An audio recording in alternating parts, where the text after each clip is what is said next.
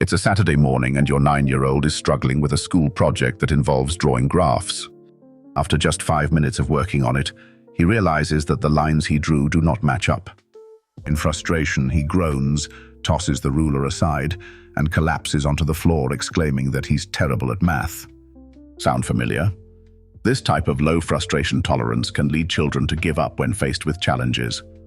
It's common for parents to respond by jumping in to fix the problem immediately or offering excessive reassurance. Some parents might reprimand their child for giving up too quickly and remind them that this is not how life works. These typical responses can actually backfire by bypassing the important skill-building processes in the child's brain. Over-rescuing does not allow the prefrontal cortex to engage in the learning loop necessary for persistence and growth. Constantly reassuring children reinforces avoidance patterns where they learn that stopping leads to comfort instead of effort. These emotionally heightened reactions can activate the amygdala rather than calming it down, making it harder to cope. A better approach is to guide children through the dip in motivation using coping dialogues and problem-solving techniques. Start with emotion labeling, helping them acknowledge their frustration to create a space for cognitive reappraisal. Encourage your child with calibrated self-talk by gently guiding them to identify one part they understand. This builds their inner dialogue and reshapes how they view challenges, emphasizing a growth mindset. Additionally, apply exposure techniques by encouraging them to tolerate discomfort without instant relief or rescue.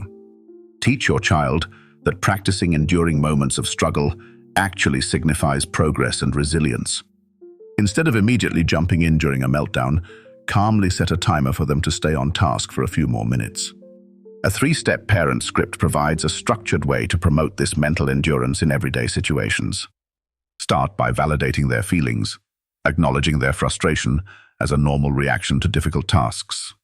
Next, establish a growth boundary that encourages persistence, setting a brief time limit for effort. Finally, coach them to think about what small changes could help them move forward instead of quitting. Incorporate miniature exposure exercises that ask them to manage through uncomfortable moments without seeking fixes. Teaching mental stamina is something that can be cultivated rather than assumed or inherited through constant support. The challenge for parents is to pause and strategize how to empower their kids when they feel overwhelmed. Try using a validating phrase followed by setting an achievable goal for them to stay engaged in their task.